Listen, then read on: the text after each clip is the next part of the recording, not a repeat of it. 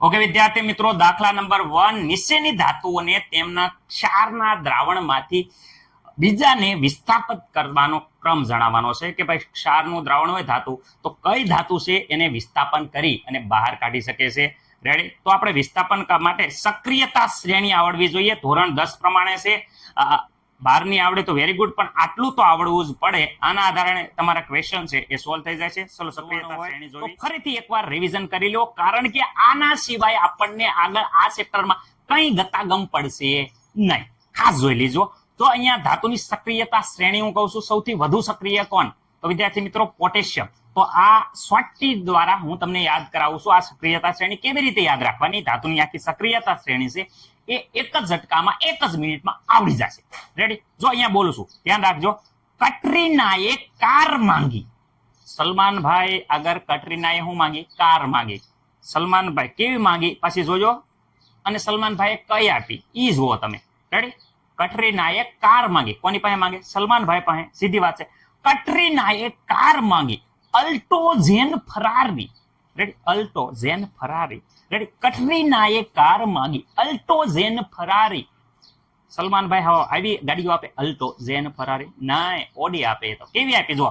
કટરીનાએ car માંગી Alto Zen Ferrari, फिर भी है क्यों मिली सिल्वर ऑडी पैक्ट.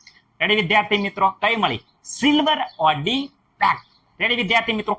આમાં ખાસ યાદ રાખવાનું, ઉપર પોટેશિયમ છે, કેલ્શિયમ, મેગ્નેશિયમ, આ ઉપરવાળી ધાતુ છે એ હંમેશા ઇલેક્ટ્રોનનું દાન કરે. જે ઇલેક્ટ્રોન મુક્ત કરે એનું ઓક્સિડેશન થાય. ઉપરવાળી ધાતુ છે એનું ઓક્સિડેશન થાય. નીચેવાળી ધાતુ છે એ ઇલેક્ટ્રોન મેળવે, સ્વીકારે, એટલે રિડક્શન થાય. જ્યારે આમાંથી કોઈ પણ બે ધાતુ લ્યો, એમાં ઉપરવાળી ધાતુ હશે એનું ઓક્સિડેશન થશે, કારણ કે એ વધારે સક્રિય છે. એની નીચેવાળી ધાતુનું એ રિડક્શન કરશે. ઉપરવાળી ધાતુ ઇલેક્ટ્રોન મુક્ત કરે, પૈસા આપે, એટલે નીચેવાળાને લઈ લેવા પડે. ઓકે વિદ્યાર્થી મિત્રો, ખાસ યાદ રાખજો. ઉપરવાળા છે ગુંડા, પરંતુ સારા ગુંડા છે, જે ઇલેક્ટ્રોન મુક્ત કરે છે. ઇલેક્ટ્રોન મુક્ત કરે છે અને નીચેવાળાને ઇલેક્ટ્રોન લઈ લેવાના રહેશે, સાનામાના, કાંઈ બોલ્યા વગર, કારણ કે ઉપરવાળા વધુ સક્રિય છે. સક્રિય ધાતુનું હંમેશા ઓક્સિડેશન થાય અને નીચેવાળી ધાતુ છે એનું રિડક્શન થાય. હું બે ધાતુ અહીંયા લઈ લઉં અને તમે એમ કહો કે કોનું ઓક્સિડેશન થશે અને કોનું રિડક્શન થશે. ઉપરવાળી ધાતુ હશે વિદ્યાર્થી મિત્રો, એ નીચેવાળી ધાતુનું હંમેશા રિડક્શન કરશે. રેડી વિદ્યાર્થી મિત્રો? ચલો થોડીક પ્રક્રિયા જોઈ લઈએ.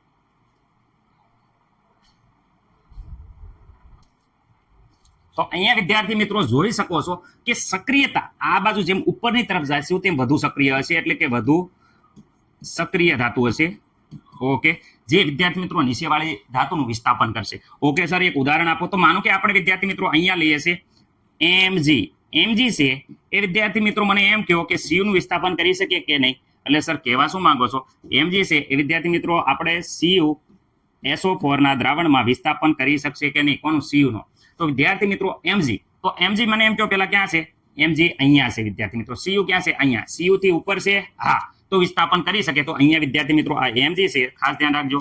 અહીંયા વિદ્યાર્થી મિત્રો જે એમજી છે એ વિદ્યાર્થી મિત્રો આ સીયુ ને બહાર ધકેલી દે અને અહીંયા વિદ્યાર્થી મિત્રો SO4 સાથે પ્રક્રિયા કરી નાખશે અને વિદ્યાર્થી મિત્રો અહીંયા સીયુ છે એનું વિસ્થાપન થાય અને બહાર વિદ્યાર્થી મિત્રો ધાતુ મળે છે. હવે ઘણા વિદ્યાર્થી મિત્રોને એમ થાય કે સર હવે હું આ કરું છું, ધ્યાન રાખજો, મેં એમ કીધું કે આ સીયુ છે વિદ્યાર્થી મિત્રો અને અહીંયા વિદ્યાર્થી મિત્રો ZnSO4 નું દ્રાવણ છે, તો આ પ્રક્રિયા થશે કે નહીં? તો ઘણા બધા વિદ્યાર્થી મિત્રો કહે છે કે સર અમે કરી નાખીએ કે અહીંયા સીયુ અને વિદ્યાર્થી મિત્રો આ SO4 પ્રક્રિયા કરે, સીયુ SO4 અને આ Zn આવી રીતે બહાર નીકળશે. આવું થશે નહીં વિદ્યાર્થી મિત્રો. કેમ?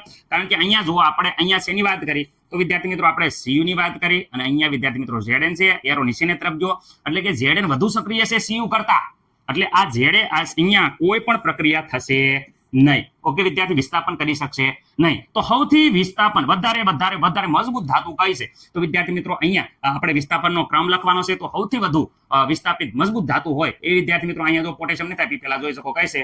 Mg જોઈ શકો છો. તો વિદ્યાર્થી મિત્રો અહીંયા આપણે લખીએ છીએ મેગ્નેશિયમ. રેડી? વિસ્થાપન કરવાનો સૌથી વધારે ક્રમ. એના પછી કઈ આવે છે? તો મેગ્નેશિયમ પછી જો એલ્યુમિનિયમ. ઓકે, એના પછી વિદ્યાર્થી મિત્રો ઝિંક. ઓકે, ઝિંક પછી કઈ છે વિદ્યાર્થી મિત્રો? આયર્ન. ઓકે સર, આયર્ન કરતા પછી વાત કરે છે ઓછી સક્રિય કોણ છે? કોપર વિદ્યાર્થી મિત્રો. કોપર વિદ્યાર્થી મિત્રો. ઓકે, તો આ તમારો સક્રિયતાનો ક્રમ થયો. જેમ આ બાજુ જાશો એમ સક્રિયતા વધશે. શું થાય છે? વધુ સક્રિય. ઓકે, તો આ વધુ સક્રિય ધાતુ છે એ બીજી ધાતુનું વિસ્થાપન કરી શકે, કારણ કે બહુ સક્રિય છે એટલે બીજી ધાતુનું વિસ્થાપન કરી શકે. તો આ વિસ્થાપનનો ક્રમ થઈ ગયો. પ્રક્રિયા થાય છે. પહેલી પ્રક્રિયા, ઝિંક કોપર કરતા વધુ સક્રિય હોવાના કારણે ઝિંકનું ઓક્સિડેશન થાય છે અને પ્રક્રિયા થાય છે. બીજી પ્રક્રિયાની વાત કરીએ, એલ્યુમિનિયમની સક્રિયતા ઝિંક કરતા વધુ છે એટલે એલ્યુમિનિયમનું ઓક્સિડેશન થશે અને પ્રક્રિયા થાય છે. પરંતુ ત્રીજી પ્રક્રિયામાં કોપર છે એ આયન કરતા ઓછો સક્રિય છે, જેથી કોપર ઓક્સિડેશન થશે નહીં એટલે પ્રક્રિયા થશે નહીં. પરંતુ ચોથી પ્રક્રિયા, આયનની સક્રિયતા કોપર કરતા વધુ હોવાના કારણે આયનનું ઓક્સિડેશન થાય છે અને પ્રક્રિયા થાય છે. છઠ્ઠી પ્રક્રિયા થશે નહીં. આગળની પ્રક્રિયા લાસ્ટની વાત કરીએ તો કોપરની સક્રિયતા સિલ્વર કરતા વધુ હોવાના કારણે પ્રક્રિયા થાય છે.